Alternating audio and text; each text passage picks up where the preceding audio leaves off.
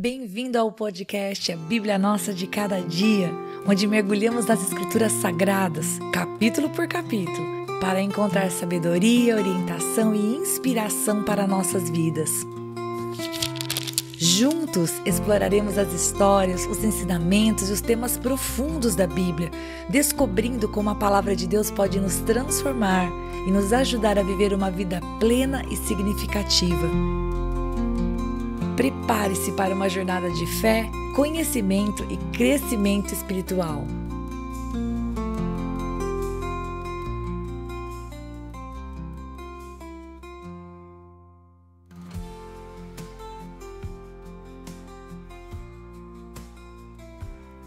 O quanto uma pessoa pode incomodar a outra apenas pelo fato de existir? O quanto ficamos incomodados com o sucesso do outro? Acho que essa é uma das reflexões que nós faremos hoje no capítulo 1 de Êxodo, porque nós vamos ver uma história neste capítulo. É a continuação do final de Gênesis. O capítulo 1 de Êxodo é exatamente a continuação do capítulo 50 de Gênesis. É a história do que aconteceu depois que José faleceu. E aí nós vamos ver que o povo de Deus que havia entrado no Egito, sendo aceito por Faraó, sendo sustentado com boa mão, recebido com honras, como nós meditamos quando nós estávamos falando a respeito da morte de Jacó, vimos o tamanho do cortejo que o acompanhou, só que toda essa situação havia mudado. E agora o povo que estava no Egito estava incomodando. E estava incomodando por quê? Simplesmente porque estavam crescendo, multiplicando. E os egípcios ficaram incomodados com isso. Então, logo no versículo 1 do capítulo 1, nos dá a impressão, então, dessa continuidade. E os filhos de Israel que chegaram pela porta da frente, Rúben, Simeão, Levi, Judá, Issacar, Zebulon, Benjamim, Dan, Naftali, Gad e Aser, todos esses, inclusive José, aqueles que habitaram no Egito durante tanto tempo, debaixo das bênçãos de Faraó, aquelas 70 pessoas que entraram juntamente com Jacó, toda essa geração havia morrido. Isso é o que nos é dito no versículo 6. Toda essa geração havia passado, todos os irmãos de José, assim como José, haviam morrido, toda aquela geração. E o povo foi se multiplicando e se espalhando e se tornando extremamente fortes, de maneira que eles já não eram mais 70 ou 100 ou 200, eles eram uma multidão. E esse multiplicar-se, se encher a terra, foi incomodando o rei. O rei que assumiu o trono e que não conheceu José, não soube das benfeitorias ou não valorizou as benfeitorias feitas por José sobre aquela terra. Lembremos, e principalmente se você vem desde a meditação de Gênesis, que o que José fez não abençoou apenas as nações vizinhas porque foram supridas, não abençoou o povo do Egito apenas porque eles não morreram de fome, mas porque a fome enriqueceu o Faraó. Se você não se lembra disso, volte lá e você vai meditar e você vai se recordar nisso, tanto no podcast quanto olhando na palavra. José comprou tudo, comprou propriedades, animais, até mesmo as pessoas se tornaram escravas. Pois bem, esse novo rei que conquistou o poder não conheceu José e, portanto, este crescimento do povo, que não era egípcio, começou a incomodar aqueles que estavam no poder. Então eles resolveram no versículo 10 usar de astúcia, de esperteza. Para quê? Para que eles parassem de ter filhos. Bom, qual foi a primeira estratégia deles? Porque estavam incomodados com a existência dessas pessoas. Bem, eles pensaram, vamos fazer com que eles tenham menos filhos. E como podemos fazer com que eles tenham menos filhos? Eles não se multipliquem. O que podemos fazer? Vamos afligi-los com trabalhos pesados. E então, eles trabalhavam e trabalhavam e trabalhavam. Inclusive é mencionado a construção de 2 celeiros, que é Pitom e Ramsés, importantes, famosos, localizados historicamente, não apenas na Bíblia, mas também na história secular. Ou seja, eles estavam correspondendo com o trabalho. Mas a ideia de fazer com que eles não tivessem filhos por conta do cansaço não funcionou.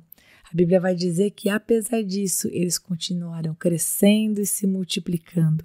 Então, o versículo 13 vai dizer que os egípcios usaram de tirania e passaram a escravizar com dura servidão, fazendo com que eles tivessem que preparar o barro, fabricar tijolos, fazer todo tipo de trabalho do campo. Ou seja, eles estavam realmente sendo humilhados, espezinhados, tratados com violência. Só que isso não deu resultado. Então o rei do Egito procurou uma outra estratégia, porque apenas a existência daquele povo estava causando um desconforto. Qual era o medo de Faraó? Qual era o medo do rei do Egito? O medo do rei do Egito é que eles, porque eram tão numerosos, viessem se juntar com seus inimigos, guerrear contra eles e também ir embora, porque eles não queriam fazer o trabalho que os escravos faziam, mas eles só queriam que eles ficassem bem quietinhos onde eles estavam. Já que não deu certo aumentar a quantidade de trabalho, a outra estratégia foi dar ordem às parteiras que quando nascessem meninos das filhas das hebreias, quando nascessem meninos, esses meninos fossem mortos, que elas deveriam deixar vivos apenas as meninas que nascessem. Afinal de contas, as meninas poderiam se casar e ser absorvidas pela cultura, já os meninos eram significado de problema. Mas a Bíblia vai dizer no versículo 17 que essas parteiras, obviamente que não tinham somente essas duas que são mencionadas na Bíblia, muito provavelmente elas poderiam ser parteiras encarregadas de um número de outras parteiras, ou naquela localidade, eu não sei, mas com certeza não eram apenas duas parteiras. Elas temeram a Deus e por conta disso, elas não mataram os meninos. Todas as vezes que as hebreias tinham filhos, elas não cometeram aquilo que o rei havia pedido. E elas dizem para o rei, quando elas são questionadas, que elas não haviam obedecido à ordem dele porque as hebreias elas eram mais rápidas para ter os bebês, então não dava tempo de matar os bebês. A Bíblia não deixa claro para nós se elas mentiram ou não. Nós sabemos em João 8,44 que o nosso Deus ele não se agrada da mentira. Portanto, com certeza, que nós vemos no versículo 20, em que diz que Deus foi bom com as parteiras e que Deus deu famílias para elas, no versículo 21, porque elas foram bondosas para com o povo de Deus, não significa que Deus compactuou com mentira, caso elas tenham mentido. Talvez pudesse ser verdade, mas significa apenas que Deus se agradou e não tirou a vida daquelas crianças. E por fim, Faraó, descontente com toda aquela rebeldia, aquela falta de obediência, ou por não estar sendo atendido naquilo que desejava, ele resolveu dar então uma ordem a todo o povo que jogasse todos os meninos hebreus que nascessem. E é assim que acaba o capítulo. Então veja só, o levante contra o povo de Deus, que foi escolhido pelo Senhor, apareceu de 3 formas, de maneira crescente. Mas Rita, o que eles tinham feito? Como eu disse no começo do capítulo, nada, eles apenas existiam. Eles apenas estavam prosperando, eles apenas estavam tendo lá os seus filhos e vivendo a sua vida. Mas um povo escolhido incomoda apenas pelo fato de existir. A perseguição se deu em 3 níveis. Primeiro, o rei dando ordem para que aumentasse o trabalho, para que assim eles não tivessem filhos. Não funcionou. Logo na sequência, Faraó dá ordem para que então seja feito um assassinato, escondido mesmo. As parteiras matassem os meninos. Não deu certo. E por último, então, ele pede que todo o povo, quando visse um menino hebreu, bebê, jogasse no rio.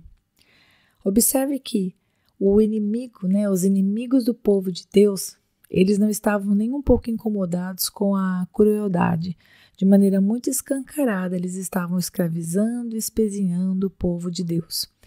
Eu faço um comentário aqui para a gente concluir, para a gente pensar um pouquinho, para a gente meditar nesse texto. Observe que aqui o povo, quem era esse povo? Era o povo escolhido por Deus. Era o povo que tinha recebido uma promessa, cujos ancestrais haviam recebido uma promessa.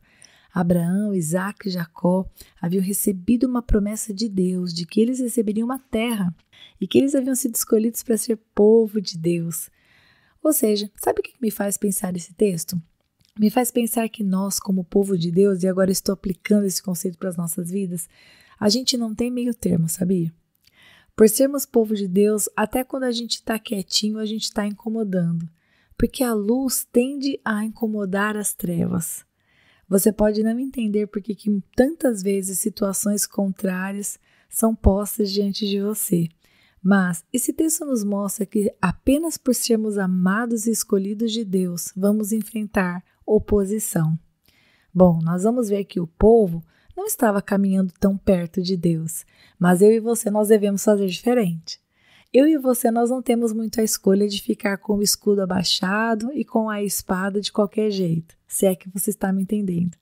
Nós somos chamados para ser realmente guerreiros de oração diante do Senhor, intercessores que oram pelas causas e pelas situações, pelas nossas vidas, pela nossa família, pela provisão, pelo trabalho, pela saúde. Eu e você, nós precisamos caminhar assim pertinho do Espírito Santo de Deus. Sabe por quê? Porque assim como nós vemos no capítulo 1 de Êxodo, também contra as nossas vidas, as trevas se levantam.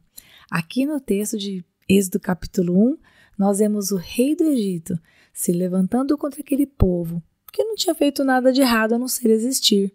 Estavam se multiplicando, é verdade, mas graças a Deus eram férteis. Qual era o problema? Eles poderiam olhar e pensar, nossa, mão de obra, ótimo, deixe se reproduzir. Mas não, só o fato deles existirem já incomodava. Por quê? Porque eles não eram um povo comum, eles eram o povo escolhido de Deus. E as trevas nunca vão cruzar os braços quando o povo de Deus está multiplicando e crescendo. Então fica aqui uma lição para mim e para você. Se tem levante, se tem vento contrário, se tem perseguição, se tem dificuldade, é porque somos escolhidos, porque somos povo de Deus, porque somos amados. Qual que é o nosso papel nisso? Agora a gente aplica para nós. Nosso papel é se apegar com o Senhor, interceder pelas situações que estão difíceis e não desistir. Assim como Deus foi bondoso para com as parteiras porque temeram ao Senhor, nós também, ao longo da nossa vida, vamos encontrar pessoas que vão temer a Deus e vão nos abençoar. Mas o nosso papel como povo de Deus é clamar ao Senhor e seguir caminhando nessa jornada. Combinado? Nada de esmorecer, nada de voltar para trás. E se quando você começou esse podcast você pensou, poxa Rita, isso tem a ver comigo. Às vezes essas pessoas, elas parece que não se alegram com a minha alegria, não se alegram com a minha vitória. Parece que no lugar onde eu trabalho só a minha existência incomoda. Tudo bem, então esse podcast falou com você. Espero que você entenda, se você é luz, as trevas vão se incomodar. Qual que é o teu papel nisso? Orar por essas pessoas. Ser bondosa como Jesus seria se estivesse no seu lugar e fazer a vontade de Deus onde quer que Ele te coloque. Deus abençoe muito você e vamos continuar trabalhando para a honra e glória do nosso Senhor Jesus Cristo. Até o próximo episódio, se Deus quiser.